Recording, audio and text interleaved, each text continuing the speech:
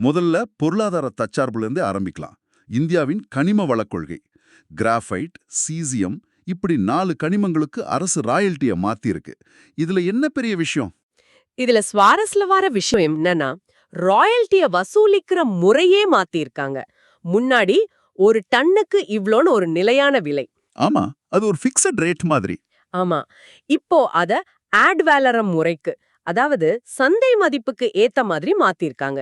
சிம்பிளா சொல்லணும்னா, உலக சந்தையில இந்த கனிமங்களோட விலை ஏறும்போது அரசுக்கு வர்ற ராயல்ட்டியும் அதிகமாகும். ஓஹோ, விலை ஏறினா வருமானம் ஏறும். இது முதலீட்டாளர்களுக்கும் நல்ல விஷயம் தானே? நிச்சயமா அவங்களுக்கும் ஒரு தெளிவு கிடைக்கும். ஓகே, அப்போ அந்த மாற்றங்கள் என்னென்ன? நான் படிச்ச வரைக்கும் சிர்கோனியத்துக்கான ராயல்ட்டிய 12% வெறும் 1% குறைச்சிருக்காங்க.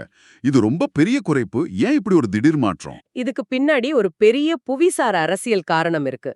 இன்னைக்கு உலகத்துல 90% முக்கிய கனிமங்களை சுத்திகரிக்கிறது யாரு? சீனா. சீனா. ஆமா. அவங்க ஏற்றுமதிக்கு கட்டுப்பாடு விதிச்சா நம்ம நிலைமை என்ன ஆகும்? உதாரணமா, நம்ம செல்போன், எலக்ட்ரிக் கார் பேட்டரிகளுக்கு தேவையான லித்தியம், கோபால்ட் இதுக்கெல்லாம் நாம 100% வெளிநாடுகளை தான் நம்பி இருக்கோம். அப்ப இந்த சார்பு நிலையை குறைக்கிறது தான் முக்கிய நோக்கம். அதுதான். சிர்கோனியத்துக்கு ராயல்ட்டிய குறைச்சது உள்நாட்டுல அதை வெட்டி எடுக்கிறத ஊக்குவிக்கிறதுக்கு தான். ஒரு நிமிஷம், நீங்க சொல்றதெல்லாம் கொள்கை அளவுல சரி. ஆனா கட்டுரையில 81 கனிம தொகுதிகள்ல 34 இடங்கள் தான் வெற்றிகரமா ஏலம் போயிருக்குன்னு சொல்லுது. பாதிக்கும் குறைவு.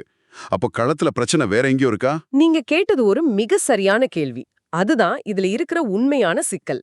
பிரச்சனை சுரங்கத்துல இல்ல, அதுக்கப்புறம் தான் இருக்கு. அப்புறம்னா? கனிமத்தை பூமியிலிருந்து வெட்டி எடுக்கிறது மட்டும் போதாது. அத பேட்டரி, செமிகண்டக்டர் மாதிரி உயர் தொழில்நுட்ப பொருட்களுக்கு பயன்படுத்துற அளவுக்கு தூய்மையான பொருளா மாத்தணும். அந்த சுத்திகரிப்பு திறன் நம்மகிட்ட ரொம்ப குறைவா இருக்கு. அப்போ நம்ம வெட்டி எடுத்து சுத்திகரிக்கிறதுக்கு திரும்பவும் சீனாவுக்கு அனுப்புறோமா? பல சமயங்கள்ல அதுதான் நடக்குது. நாம ஒரு முழுமையான மதிப்பு சங்கிலிய, அதாவது சுரங்கத்திலிருந்து இறுதி பொருள் வரை எல்லாத்தையும் இங்கே செய்யற அமைப்பை உருவாக்காதவரை இந்த தற்சார்பு ஒரு கனவா தான் இருக்கும்.